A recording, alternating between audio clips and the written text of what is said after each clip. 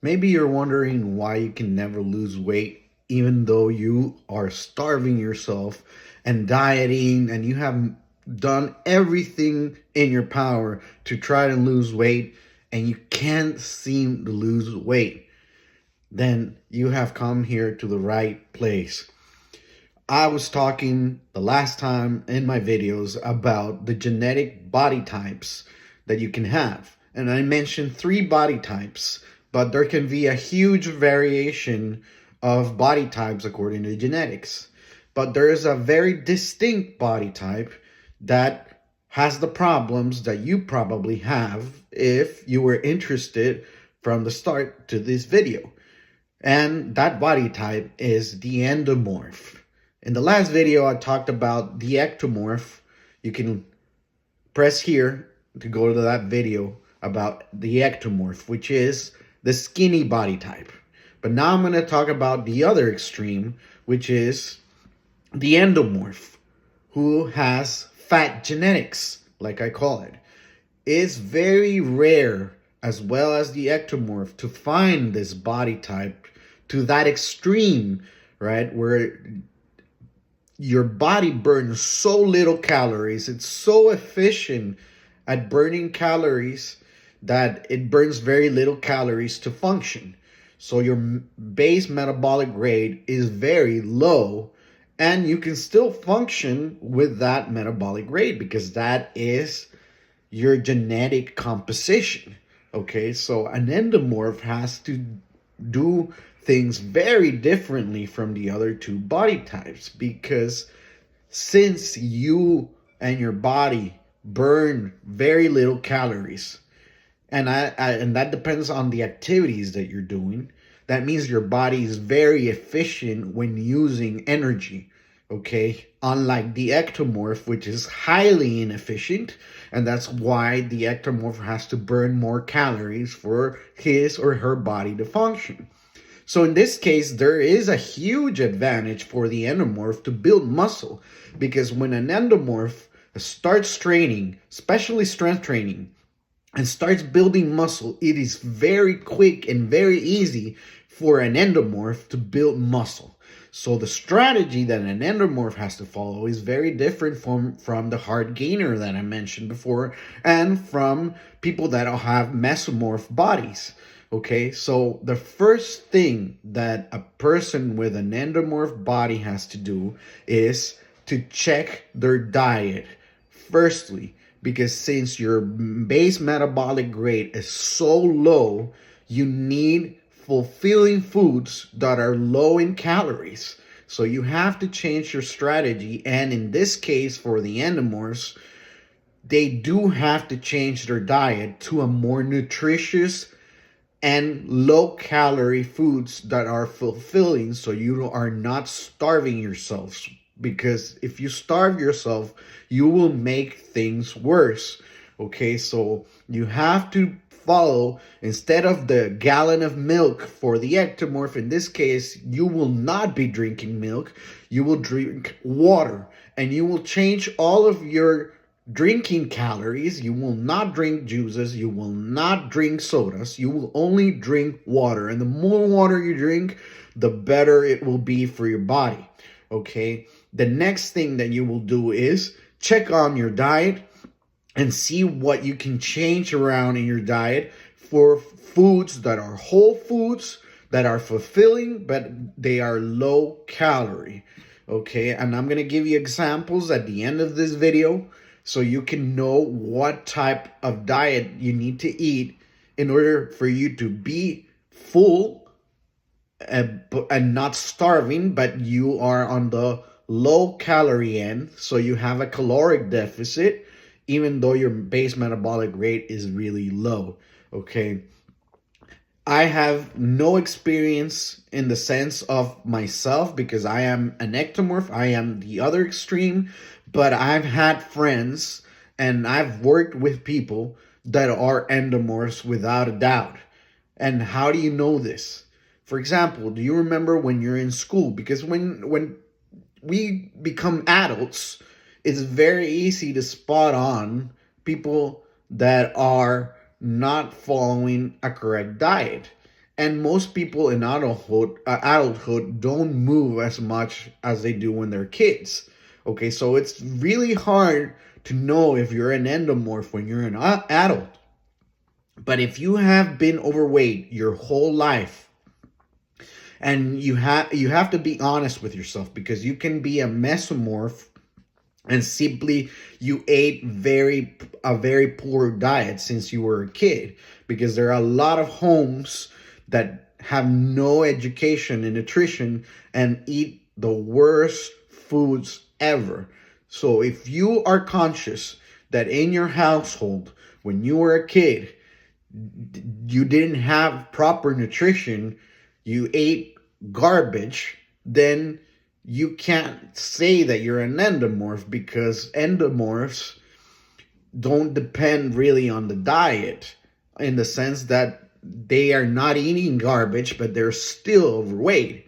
Okay, so if you ate garbage, and what I mean by garbage is processed foods, fast foods, very little vegetable, very little fruits, you ate mostly fried foods, then you're probably a mesomorph that are eating way too much calories and way too much of the wrong food. Okay, so that doesn't mean that you're an endomorph. That just tells you that you're eating crap and that you're eating way too many calories than you should, right? But if since you were a kid and your family doesn't have any like signs of obesity, they had a nutritious diet instead of eating garbage, and you were still overweight, unlike anybody else in your family, in your household, if you had brothers or sisters that you ate the same as them and they're not overweight, but you were overweight since you were a kid, then you are probably an endomorph. Okay, so that is the truth. You have to compare yourself with people that you have lived for so long, and you can see the difference in your body type, because you eat the same as your brothers or sisters or your parents, but none of your family is obese, but you are. Okay, you are overweight. So that means for sure that you are an endomorph.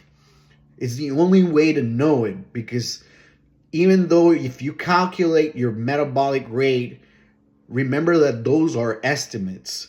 So a person that is an endomorph cannot know it for sure without comparing himself or herself to other people. It's just the same as the ectomorph.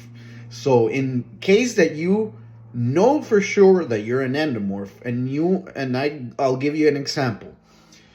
Remember when you were in school and you saw this, you had classmates, and there were a few classmates that were very big, and you can see the difference between all the other kids and the overweight kid that has been overweight his whole life since he was very small, or she was very small. That I remember in my case, with my classmates, there were two people. One was a boy and one was a girl, and they were always bullied because of their weight, because they always, since like the start of school till the end of school, they were always overweight. No matter what they did exercise, they ate fruit, they ate very healthy, they went into diets, their parents put them into a regimen with a nutritionist, and nothing seemed to work. No matter what they did, they couldn't lose the weight at all. Okay, so that is an example of two people that were endomorphs that I know of in my experience, because I was the other way around. I was the skinny kid at school, but the two of them were the fat kids at school. Okay, they were the other extreme, and they, till this day, they are still overweight and still obese. Okay, and that is a huge, huge flag to tell you that they are probably endomorphs, and they have probably accepted themselves that they will never be anything more than obese, and that is just not true. They just have to know for a fact that they are endomorphs and follow the strategy that you have to follow for an endomorph. Okay, if you can see, here is the example of the 3 body types. Okay, and the endomorph is the biggest of the bodies. Okay, so instead, for the ectomorph is to have a caloric surplus of 1,000 calories or more, but in the case of the endomorph, they have to eat a caloric deficit of 1,000 calories or more, and that is easier said than done. It is, I think, for me, it is easier. They eat more than to eat less. Okay, and not necessarily that they have to eat less. They just have to know what type of foods they have to eat, and they have to take advantage of the fact that they're an endomorph in order to build muscle and strength, which is something that the majority of people don't know how to do, because you have to train to specifically gain muscle and gain strength. Right? Because without the muscle, there is no way you're going to increase your base metabolic rate in order for you to allow yourselves to eat more. So the first thing that I recommend it for every body type, but the endomorph has to do strength training and build muscle.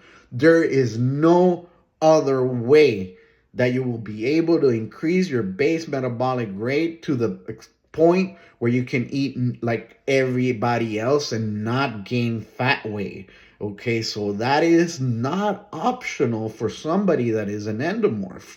They have to strength train and they have to build muscle in order to increase their calorie burning mechanism. Okay, so when you see, for example, I'll give you a big example where you can see endomorphs, and probably only endomorphs can become the world's strongest man. Okay, because in order to become the world's strongest man, you have to be enormous, and you have to be big, and you have to have brute strength. And that is what an endomorph has. That is the huge advantage that the endomorph has in comparison to any other body type. So for the endomorphs that are training, that are doing strength training, they can become the world's strongest men, because the fact that their body is so efficient in using energy or calories, then they don't have to overeat. They just have to eat normal and they will still be gaining muscle and strength. So the potential for an endomorph in strength training and powerlifting and strongman competitions, it's huge in comparison to the other body types that might be able to compete in those competitions, but they have a severe handicap in comparison to the endomorph. So you will see in strongman competitions that the majority of them are probably endomorphs. There is no way you're going to compete at that level of strength and just being big against an endomorph. If you're an ectomorph, there is no way. For me, the option would be to be a gymnast or an MMA fighter, but to compete in a strongman competition or in a powerlifting competition, there's no way I can compete with the endomorph. Okay, so they have huge advantages in that area. Okay, but they have the big disadvantage that their body is so efficient at using energy that they have a very low base metabolic rate, so they burn very little calories and they gain weight really fast, no matter what weight. If they're strength training, they're gonna gain muscle weight really fast. But if they're not strength training, they're gonna be obese. There is no other option.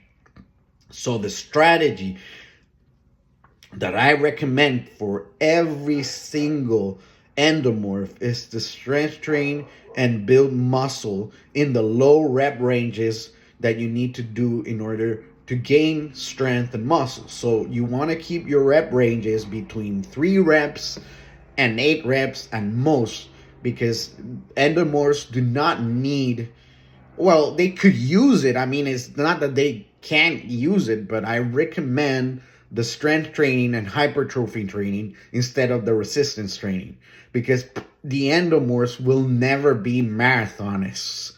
They will never be good at sprints. I mean, they can compete, but it's like the same example with the endomorph. I mean, the ectomorph. There's no way an endomorph will beat an ectomorph in those sports, because the ectomorph is just lighter than the endomorph. Okay, so that is the genetic difference between those two. And I'm giving you example of the sports that an endomorph will have advantage. Wrestling is another one. An endomorph, and I can give you an example, Big Show and Andre the Giant were probably endomorphs. They are huge. They are big guys, strong guys. They will never be thin. They will never be skinny. They will always be big and strong and huge, unlike other wrestlers like Rey Mysterio or any other wrestler that has a more normal body type and it's not an endomorph. You can see the huge difference between Andre the Giant, Hulk Hogan, or the Big Show, from The Rock, Triple H. I mean, they were still big. The Rock and Triple H were still big. Or Stone Cold Steve Austin, for example. They were still big, but they were not the Big Show. They were not Andre the Giant. Or this guy, the other guys that are just big in the wrestling world. You know, you can see the difference in the body types in wrestling too. Right? You can see the examples of the endomorph. Andre the Giant, Big Show. You know, those are way stronger than Shawn Michaels, for example. Yeah, you can see the difference. The Undertaker can be an endomorph too. I think he's between a mesomorph and an endomorph, right? He has like the variety of those two.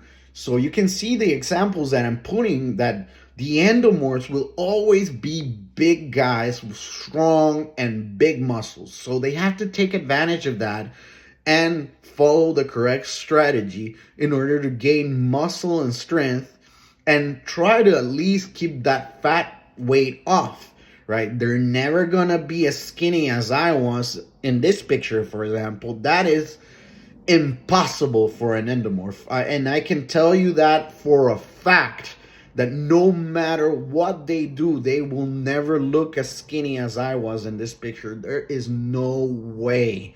Okay, so you have to accept the fact, like I have accepted, that I will never look like an endomorph. I will never look like a strong man or a big power lifter. That is impossible for me. For me, it's better to be a gymnast because of my body type, because I'm light. And no matter how much I eat, I will never become an endomorph. And that's just a fact. And you have to accept it and take advantage of your skills and your genetic composition. Because if you want to be, it's like telling a Big Dane, right? In the dog world, a Big Dane to be like a Chihuahua, or a Chihuahua to be a Big Dane. That's just not possible. That's not reality. Okay, so I want you guys to understand that the endomorph will never be a skinny person. That is not possible for an endomorph. But an endomorph can build big muscles, and they can look very, very fit and still have a low body fat, but they will never look small. That is not possible for an endomorph, okay? So if you guys can check out with your coworkers or with your classmates, if you're at that age, you will see that there are guys that are just big. Those guys are probably endomorphs, okay? So you will notice that there are guys that you're just bigger than the rest, okay? And so those are probably endomorphs. And it doesn't mean they're tall, because you can be a tall person and be very skinny, because a tall person requires more calories. But if a person is tall and he has a huge back, and doesn't mean that he's training, he's just a big guy, big bone guy, he's probably an endomorph, okay? So I hope that you like this video, and that you guys that are endomorphs do not feel bad for being big. That is a huge advantage if you know how to take advantage of your genetic composition. So start strength training, start eating more nutritious whole foods that will keep you from starving yourself, but in a low calorie density. So you guys can eat good, eat a bunch of food, but not starve, okay? Because nobody wants to be hungry, right? So I hope you like this video. Subscribe and follow for more fitness tips, and I will give you more information for you guys to understand your body types, your metabolism, and how to gain muscle and strength. So peace out and love you guys.